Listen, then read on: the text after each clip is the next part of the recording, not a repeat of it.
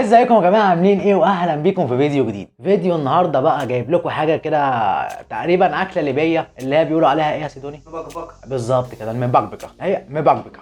هتسالني يعني ايه مبكبكه؟ اقول لك معرفش، بس احنا هنشوف طريقتها ونعملها سوا. بس طريقه النهارده بقى من غير لحمه، من غير اي حاجه مكلفه، يا دوبك مكرونه وصلصه وبصل وخلصت. بس قبل ما نبدا بقى الفيديو، يا ريت تعمل لايك وسبسكرايب، عشان فعلا الكلام ده بيشجعنا جدا ان احنا نستمر ونكمل ونجيب لكم محتوى احسن من كده. ومن غير رغي اكتر، يلا بينا نخش بقى نشوف المكونات مع بعض. اول حاجه هننزل بتقريبا معلقتين زيت او 3 معالق. ايوه حلوين، معروفه بقى فادي سنساوي ما بينزلش غير بايه؟ السنس. ولا يا معلم الزيت. اول لما الزيت يسخن معانا هننزل ببصله وسط كده مفرومه فرمه خشنه، وينزل يا معلم. هنديها تشويحه خفيفه لحد ما البصل لونه يبقى ذهبي، وبعد كده نزود باقي المكونات.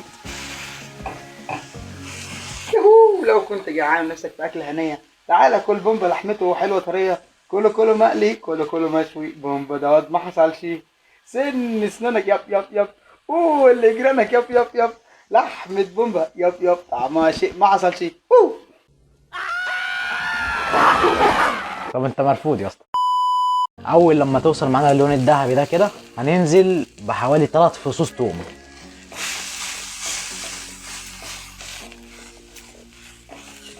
ماشي فل قوي. اول لما تبدا تشم ريحه التوم انها طلعت بقى كده، وايه تحس ان هو اخد وده مع البصل كده، تنزل بقى بعصير الطماطم. عصير الطماطم على حسب الكميه اللي انت هتعملها، نحط شويه صغيرين على قد اللي احنا هنعمله.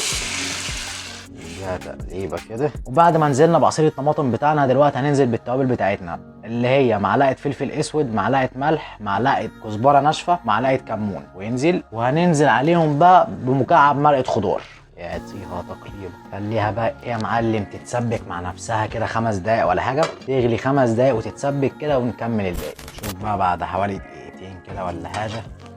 صوص الكشري قوي. بعد ما غليت معانا كده شويه، هننزل عليها بقى بمعلقه صلصه، معلقه حلوه كده متعبيه، وينزل ونديها تقليبه كده بقى. ريحه حلوه قوي. وغطي عليها بقى يا معلم، سيبها تتسبك شويه حلوين. دلوقتي بقى وبعد 5 دقائق نشوف ايه الحوار ده، عشان بس ايه تعرفوا معنى المبكبكه. شايفين المبكبكه؟ ايوه بتبكبك، هي دي. حلو، اتسبكت كويس. اول لما توصل معانا للشكل ده، ننزل بقى بشويه ميه حلوين عليها كده، يعتبر كوبايه. نسيبها بقى ايه تغلي دقيقه، وبعد كده ننزل بالمعكرونه بتاعتنا. ايش هذا الكلام الجميل. اول لما تبدا تغلي معانا كده، هننزل بالمعكرونه بتاعتنا. انا عامه هنزل بكوبايه، ادي كده نص، وادي النص التاني. يا باي، كلمه ياباني دي، خلي بالكوا يا باي، يعني يا نهار اسود. اهم حاجه تفضل تقلب بس عشان ما تلزقش معاك في الحله من تحت. هي كده كده مش هتلزق، بس احتياطي يعني. اديها تقليبه كده وغطي عليها. شوف بقى شكلها بعد 5 دقايق. يح، ريحه حلوه. ايه ده؟ ايش هذا؟ هي كده كده مش هتلزق، بس احتياطي يعني. انا اتلسعت. ماشي جامد قوي. عشان كده بقى قلنا ايه، لازم نديها تقليبه كل شويه عشان ما تعملش زي ما عملت فينا دلوقتي. نديها تقليبه كده اخيره، وبعد كده نغطيها دقيقتين، نفضل واقفين جنبها مش هنسيبها. نغطي بقى يا معلم. طب انا ماسك المعلقه بدي ليه وانا اصلا انا مش فاهم. وده شكلها بقى بعد ما استوت. ريحه يا نهار اسود. لا احنا نقدم بقى، نطلع في الاطباق ونقول لكم رايها. انا مش عارف اتكلم من الريحه الحلوه، فانا بقول يلا ناكل بسرعه. يلا بينا يلا. امسك مني. اوعى اوعى اوعى. امسك منك يا ابني. بتاع انا خدت.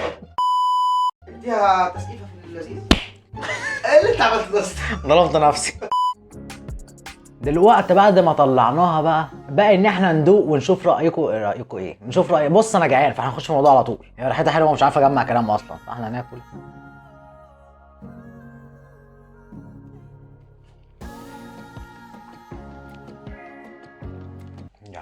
يا حقيقي انت كمان. معلقه كمان عشان نستط.